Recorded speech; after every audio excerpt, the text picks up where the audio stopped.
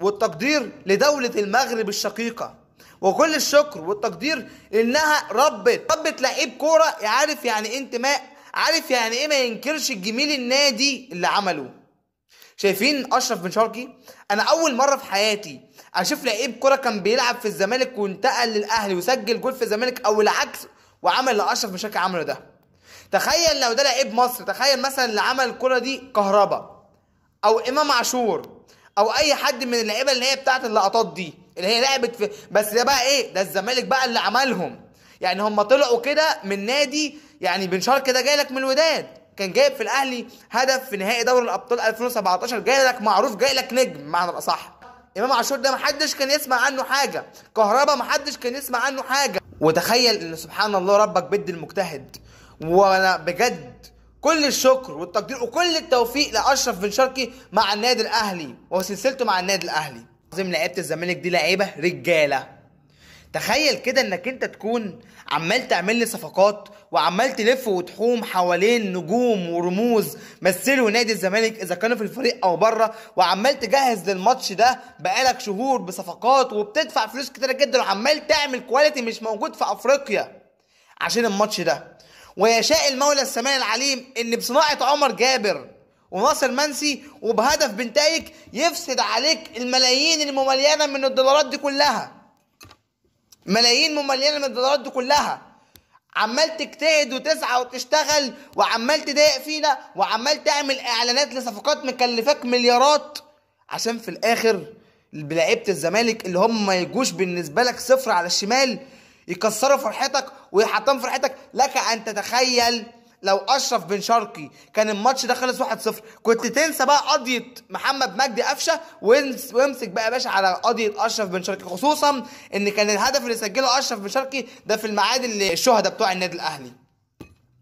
فانا عايزك كده كنت لك ان تتخيل عزيزي المشاهد ويشاء المولى ان لعيبتي، عشان كده اللعيبه دي لعيبه رجاله، اللعيبه دي لعيبه الزمالك دي قسما بالله لعيبه رجاله، ومش اول مره يعملوها النهارده. واحد هيجي يقول لي ما انت محروم كشخص زملكاوي فانت مش مصدق نفسك اتعادلت معانا. اي حد هيقول لك الكلام ده اعرف ان هو صفر على الشمال في كره القدم، ده ما تتكلمش معاه في كوره اصلا، يعني ده ما تتكلمش معاه في كوره اصلا، ده ما تتعبش نفسك وتجادل معاه، واغلب الاهلاويه المحترمه اللي بيفهموا عارفين ان الماتش ده انا داخل كمشجع زملكاوي قاعد يا باشا يلا مستني. يعني الشوط الاول عدى 0-0 قلت الحمد لله، يعني ندخل بقى الشوط الثاني هنطلع ب3. لما شفت اشرف بن شرقي نازل قسما بالله بس يا باشا الحفله ابتدت خلاص. 90% من الزملكاويه بالمناسبه مش انا لوحدي، اي حد لما شفنا اشرف بن شرقي واقف على الخط بره هينزل قسما بالله قلنا جول، ولما جراديشار نزل قلنا بس يا باشا حفله خلاص في فرصه للهدف الثاني والهدف الثالث.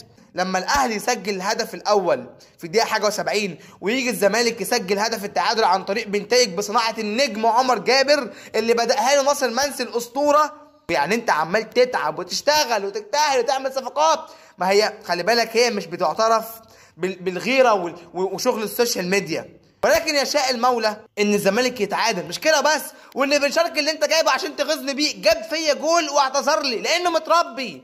ما انت متعود انك تجيب مني لعيبه اصلا ما عندها اصلك انت مش عامل الصفقات دي عشان خاطر تاخد بيها دوري. انت كده كده عارف كويس جدا انك بتاخد الدوري باقل كواليتي معاك، انت عارف كويس جدا ان انت معاك كواليتي محترم ومش محتاج انك تجيب لاعب زي اشرف بن شرقي لانك انت كده كده خلاص انت جايب تريزيجيه وعشان خاطر اللقطه دي، انت جايبه عشان خاطر الماتش الدوري ده سجل لك هدف اوكي جميل عظيم. فشوف يفسد عليك فرحتك بنتايج المغربي ويفسد عليك فرحتك بن شرقي برضو اللي هو يعني احترم جمهور نادي الزمالك، انك انت كنت مفكره قليل الاصل زي غيره، قليل الاصل زي غيره. فالاداء اللي لعيبه نادي الزمالك لعبوا بيه النهارده على مدار اللقاء، بالمناسبه انا عايز بس اقول كلمه للتحكيم، هو هل يا جماعه الفار كانوا مشغلين الكاتل والفار النهارده كان عطلان ولا ايه؟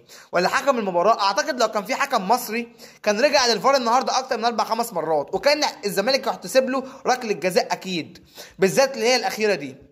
الحكم اصلا ما كانش بيرجع للفار نهائي، يعني ما تعرفش ليه، هل هو مش ما عندوش معلومه ان هو في فار جوه ولا مستكبر مثلا ان هو يقعد للفار ويصحح خطأ ولا ايه بالظبط؟ ركله جزاء باينه واضحه وضوح الشمس. المدرب بتاع الزمالك، يعني انا بقول لك ان هو كان هيتشل وهو بره على الدكه، هو بصري والجهاز الفني كله.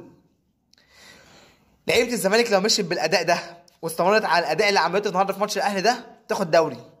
انا بقول لك اهو، تاخد دوري وتاخد كونفدراليه ان شاء الله باذن الله تعالى، بس تستمر على نفس الاداء اللي عملوه النهارده. وانا متفائل بالجهاز الفني، لان النهارده الراجل خد اللعيبه وعمل معسكر مغلق وقفل على نفسه وقفل على كل المشاكل وعمل حاجه النهارده، واللعيبه ما يأستش ما استسلمتش، خصوصا ان هم كان رد فعل مش فعل.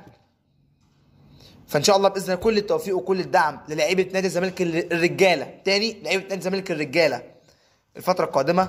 وكان معكم كابتن مصر مصطفى هشام، والسلام عليكم ورحمه الله وبركاته.